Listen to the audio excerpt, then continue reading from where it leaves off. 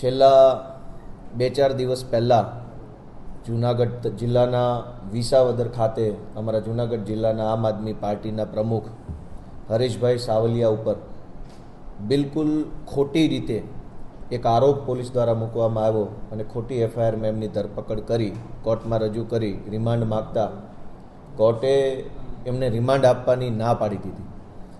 કેમ કે ખોટી એફઆઈઆર હતી, ખોટા આરોપો હતા, એવી કોઈ ઘટના બની નથી.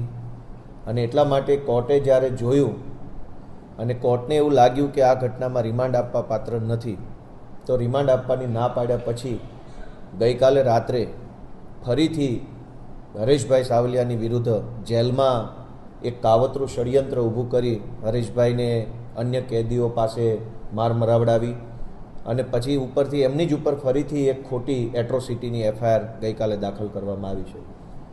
હરેશભાઈ સાવલિયા અમારા આમ આદમી પાર્ટીના જિલ્લાના પ્રમુખ તરીકે કામ કરી રહ્યા છે અને ખેડૂતો માટે લડાઈ લડી રહ્યા છે.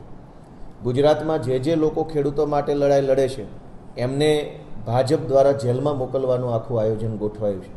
અમારા નેતા રાજુભાઈ કરપડા, પ્રવીણભાઈ રામ, રમેશભાઈ મેર સહિતના અન્ય ખેડૂત આગેવાનો આજની તારીખે પણ રાજકોટની જેલમાં છે.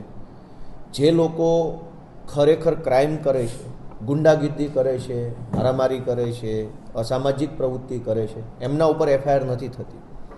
આજે જ ભેસાણની અંદર ભાજપના જિલ્લા પંચાયતના ચાલુ સભ્યએ તાલુકા પંચાયતના સરકારી અધિકારીને માર માર્યો, જાનથી મારી નાખવાની ધમકી મારી અને ભ્રષ્ટાચાર કરેલા ખોટા બિલો ઉપર સહી કરવા માટેનું દબાણ ઊભું કર્યું.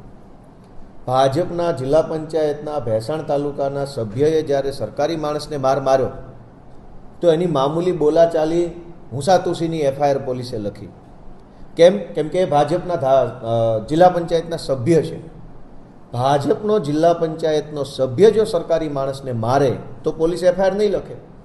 પણ હરેશભાઈ સાવલિયા વિસાવદર અને ભેસાણ તાલુકાના ખેડૂતો માટે અવાજ ઉઠાવે તો પોલીસે એમના વિરુદ્ધમાં છેડતી, એટ્રોસિટી આવા ગંભીર પ્રકારના આરોપોની એફઆઈઆર લખી અને એમને જેલમાં મોકલ્યા છે. અને જેલની અંદર જઈને પણ એમની ઉપર નવી એફઆઈઆર કરવામાં આવી છે.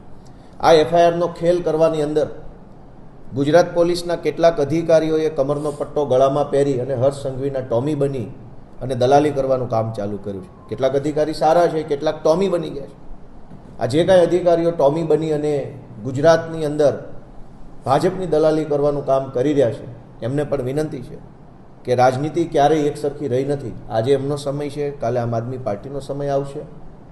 આપણે સમયને માન આપી અને સંવિધાનને માન આપી કામ કરવાનું હોય છે. આજે હું અમારા નેતા પ્રવીણભાઈ રામને રાજકોટની જેલ ખાતે મળવા ગયો હતો. મેં જ્યારે સવારમાં ફોર્મ ભર્યું તો પ્રવીણભાઈ રામના પિતાશ્રી, એમના કાકા, એમના ભાઈ અને અન્ય સગાવાલાઓ મારી સાથે હતા. કુટુંબ પરિવારના સગાઓ વત્તા એમના મિત્ર તરીકે હું આવી રીતે અમે ફોર્મ ભર્યું. એ ફોર્મ લઈ લેવામાં આવ્યું, સ્વીકારવામાં આવ્યું, અમને વેઇટિંગમાં બેસાડવામાં આવ્યા.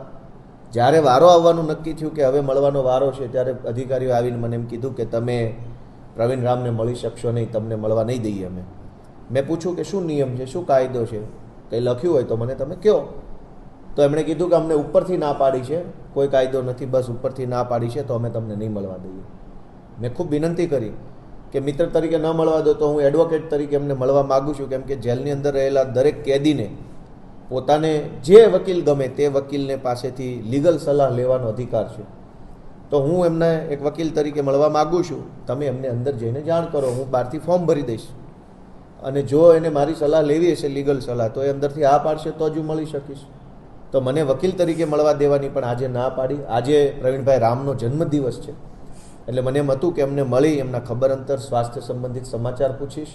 એમના પપ્પા પણ હતા, એમની પણ ઈચ્છા એવી હતી કે આજે જન્મદિવસે મળીએ અને પ્રવીણભાઈને શુભેચ્છા પણ આપીએ, ખબર પૂછીએ. પણ આજે પ્રવીણભાઈના પપ્પા કે એમના સગા ભાઈ કે એમના સગા કાકા કે હું આજે કોઈ જેલમાં મળી શક્યા નહીં.